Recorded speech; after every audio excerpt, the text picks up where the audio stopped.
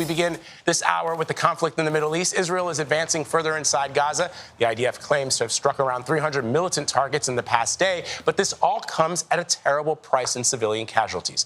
Our Ramy Inocencio has more from Tel Aviv. Ramy, good morning. Israel's Prime Minister Benjamin Netanyahu absolutely defending his actions to allies. We were at his presser last night, and it was notably in English and to foreign media. He said that the United States never agreed to a ceasefire after Pearl Harbor or after 9/11, and Israel won't now. North Gaza woke to a barrage of explosions. Israel's military again striking with deadly force. Israel's defense forces sharing what it says were overnight strikes on the Gaza Strip. Some 300 targets, Hamas compounds above and below ground, anti-tank missile posts, and people they claim to be militants running for cover.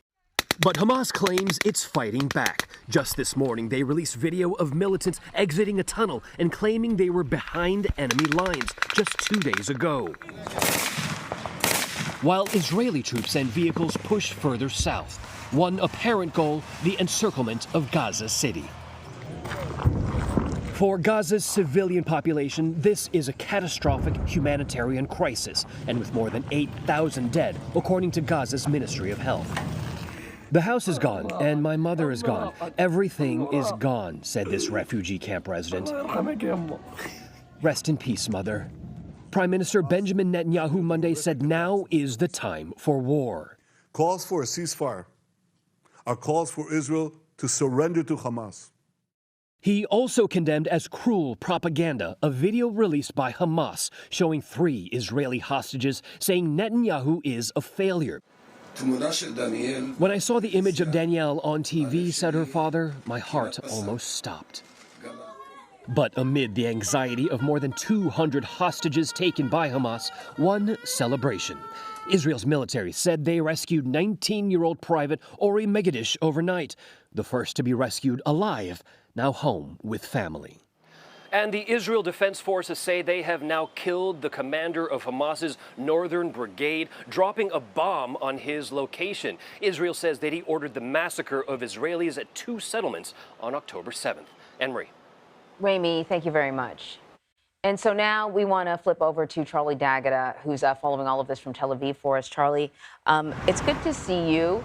So we are seeing some sort of ground invasion on Israel's part, but it's not what we had expected weeks ago. Tell us more about Israel's latest attacks against Hamas and the military strategy in Gaza. Yeah, well, Anne-Marie, I think a lot of people here in the international community, people in the United States, are waiting this huge ground invasion. The Israelis have stopped short from actually calling it that, but what we have seen are incursions. And as you reported earlier, hundreds of strikes have happened in the past 24 hours at suspected Hamas targets within Gaza Strip itself. And what we can report, and this comes partly from our people on the ground and partly from the Israeli Defense Forces, they seem to have advanced outside Gaza City, maybe 5-6 kilometers, so 3 or 4 miles, and they're attacking on 2 fronts in that area. We also have information from Hamas that these firefights are taking place. So although there have been the airstrikes, which continue, the IDF said they killed a Hamas leader, an important Hamas leader today. What's happening now are street fights. Hamas even said that they've used RPGs in order to disable Israeli tanks. What we can expect over the course of the next 24, 48 hours is a number of casualties on both sides as this goes from an air war to a ground war. You heard Prime Minister Netanyahu's remarks that he made. He rejects a ceasefire or a humanitarian pause or whatever you want to call it. But I wonder what that means when it comes to hostages and getting the hostages out of Gaza. Well, Anne-Marie, here in Israel, it goes beyond fear. People are terrified what the ground incursion means, to be careful with my wording there, what the ground incursion means for the safety and well-being of the hostages. But, you know, I watched that press conference last night and he kind of doubled down. If anything, he said that what this proves in the release of that Israeli soldier over the past 48 hours is that the ground offensive can work in getting to the hostages. And we're starting to learn a little bit more about that too. It was a rescue operation. And where this is important is you are going to have hostage rescue teams of negotiators, and this is just one person. So you've got special forces going in there. What about the almost 240 now? The hostage numbers are actually going up, not down, including a number of Americans that are unaccounted for. So as these Israeli forces are on the ground, they're hunting for hostages, they're coming under fire themselves, they're putting themselves at risk, and it's difficult, it's dangerous, and it's messy. We spoke with the Mossad agent and said this is about the most difficult thing that you can do. And when it comes to the growing humanitarian crisis, the UN has been working in Gaza for a long time, long before this. But I find that UN spokespeople who are coming forward now are increasingly more desperate, talking more about that, essentially civil order could be breaking down, and it's becoming more challenging to maintain any sort of order there. Can we talk a little bit about we hear negotiations about maybe getting more trucks in, but then without any sort of pause to ensure the safe delivery of these goods? I don't know how that would happen. Yes, well, this is where it gets difficult and complex. We have to remember, across all of Gaza, Israel holds all the cards. That includes the Rafah crossing in Egypt. So there have been a number of trucks that have come over, something like 20. Not nearly enough. In fact, that's not even on a scale that would be going in and out of Gaza in normal, quote, peacetime situations. So the UN and the International Red Cross has said we keep using the word catastrophic. Ramy used the word catastrophic. These are their words.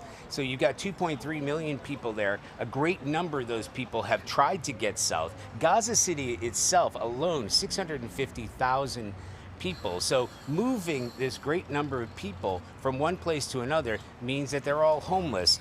They're running out of food. They have been running out of food for some time, and water. And most critically is the electricity and the power to run the hospitals. A great percentage of hospitals, especially in the north, have had to shut down, partly because it is so dangerous, but then also because they simply don't have the electricity to run it or the supplies that they need. So it is getting more dire by the moment. And as these ground troops move in there, it is incredibly dangerous because it gets, as the military calls it, kinetic. You're in the middle of an actual firefight in some of these areas where there are plenty of civilians there and they're trapped in the crossfire. Right. Charlie, thank you very much. Well, General Joseph Votel joins us now for a little bit more analysis on what's happening there on the ground, the Israel-Hamas war. He's a former commander of U.S. Central Command and a senior fellow on national security at the Middle East Institute. Thanks for joining us. I was talking earlier to Charlie about the ground incursions that we're seeing now, that it's not the massive sort of ground invasion that we had initially expected a few weeks ago. Can you talk a little bit about the pros and cons of this sort of much slower approach than what we had originally thought? Sure, and it's great to be with you. So I think what you're seeing is the Israeli Defense Forces recognizing the challenge of this particular environment right here and coming in on multiple approaches around Gaza City so that they can assess what the approaches look like.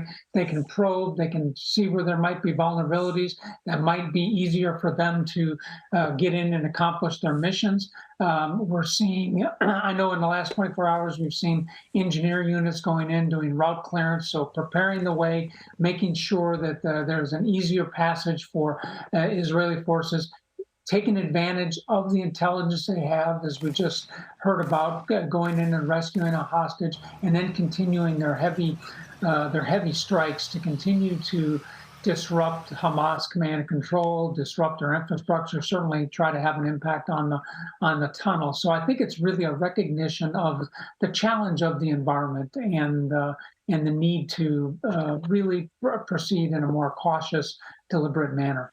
To me, this looks like it's going to be a long slog, though. If we're talking about, more than 200 hostages hidden away in some vast underground tunnel system, this seems like a really slow way of getting closer to them.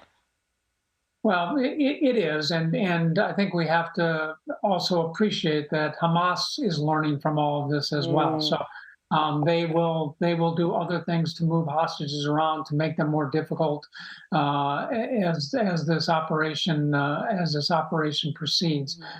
So yes, likely that recovering hostages will become more difficult as the operation continues.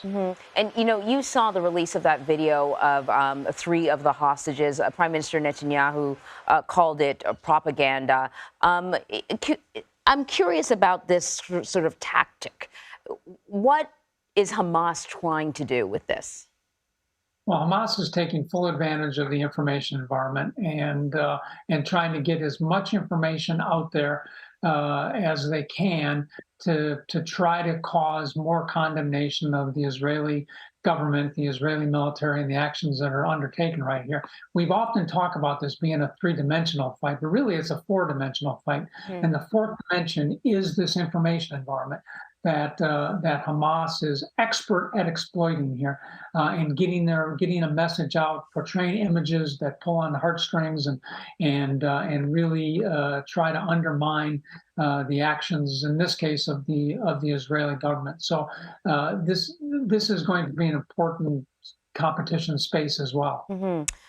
Let's talk about the prospects of this war spilling beyond these borders. We know that U.S. Military has sort of come under attack, or the attacks have increased, let's say, since this Israel-Hamas war began.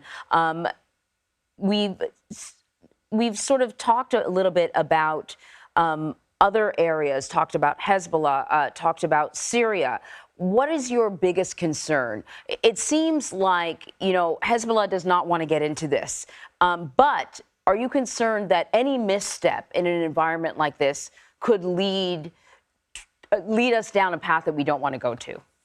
Yeah, I really do. I mean, from my perspective, I think a tragic miscalculation on anybody's part here could lead to a widening of the conflict. You're right. We are still getting attacks in both Iraq and Syria against some of our military installations, and these have largely been ineffective, and we have struck back. But I do think we need to be very strident in this. We need to send a very clear message that this is not acceptable, and that we will not tolerate this. And I'm afraid there's only one message that these militants and their controller, Iran, really appreciates, and that is strength and striking back and sending a very clear message that this is not appropriate to the situation, and it will not be tolerated. All right, General Joseph Votel, always great talking to you. Thank you so much. Thanks. Bye-bye.